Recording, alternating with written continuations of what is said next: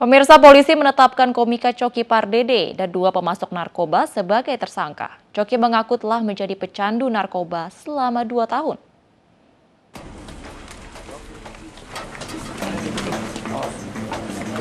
Polres Metro Tangerang Kota menetapkan komika Coki alias Reza Pardede sebagai tersangka kasus narkoba.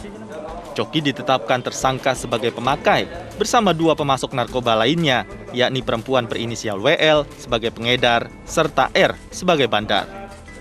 Polisi juga mengamankan barang bukti yakni sebanyak 11 gram sabu. Komika yang terkenal dengan dark jokes-nya ini mengaku sudah 2 tahun mengkonsumsi sabu dengan cara menggunakan jarum suntik.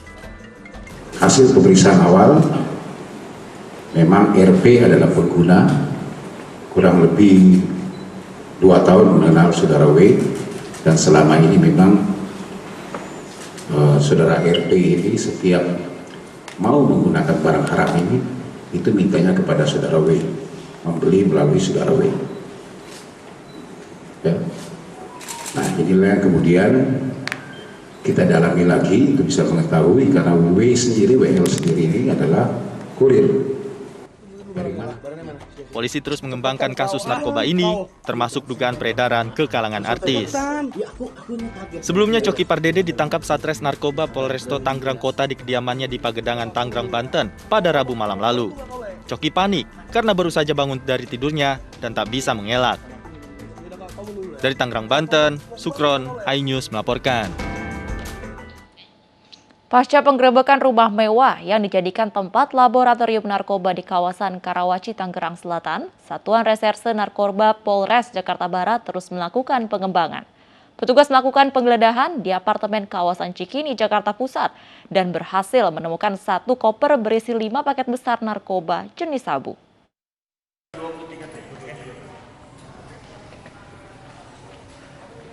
Satuan Reserse Narkoba Polres Metro Jakarta Barat mengembangkan hasil temuan laboratorium narkoba dalam rumah mewah di kawasan Karawaci, Tangerang Selatan.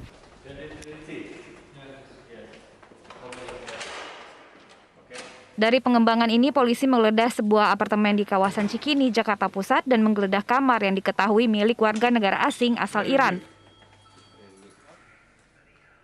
Di dalam kamar apartemen, petugas menemukan 5 paket ukuran besar narkoba yang disembunyikan di dalam koper.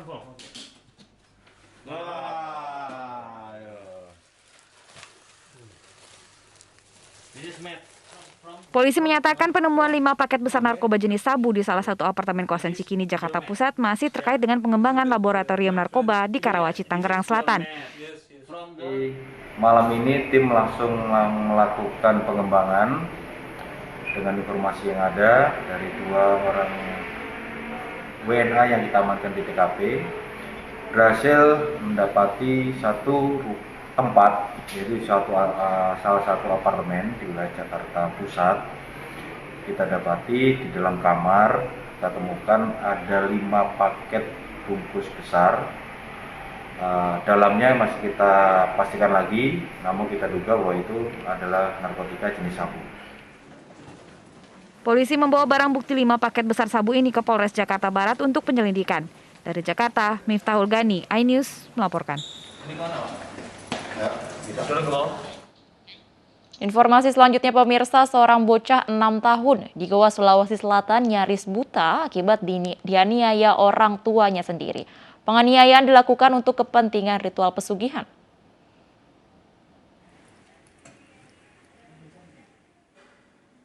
AP, bocah 6 tahun ini terpaksa dirawat di Rumah Sakit Syekh Yusuf Goa, Sulawesi Selatan, usai dianiaya orang tuanya sendiri. Bocah malang ini nyaris buta karena dianiaya di bagian mata. Tak hanya AP, kakak korban juga disiksa hingga tewas. Penganiayaan ini dilakukan kedua orang tua korban sebagai ritual pesugihan. Ironisnya, aksi penganiayaan bahkan dibantu oleh paman dan nenek korban. Jadi orang tuanya kayak menuntut ilmu-ilmu apa begitu. Akhirnya anaknya yang dijadikan kayak korban. Tumbal ya? Tumbal. Yang meninggal itu gara-gara dicekoki air garam 2 liter. Oh, dicekoki? Iya, akhirnya kan pembuluh darahnya pecah. Aparat Satreskrim Polres Goa telah mengamankan 4 terduga pelaku. Korban kini masih dirawat dan menjalani pendampingan psikologis di RSUD Kabupaten Goa. Dari Goa, Sulawesi Selatan, Bugma, iNews melaporkan. Dua jenazah prajurit TNI yang gugur akibat penyerangan pos Ramil Kisor dimakamkan dengan upacara militer. Sementara dua terduga pelaku penyerangan pos Ramil Kisor masih diperiksa intensif.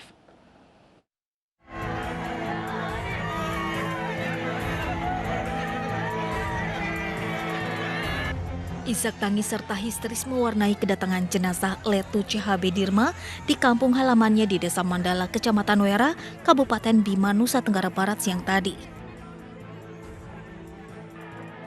Letu CHB Dirma gugur dalam tugasnya setelah baku tembak di pos Ramil Kisor di Kampung Kisor, Distrik Aifat Selatan, Maibrat, Provinsi Jayapura.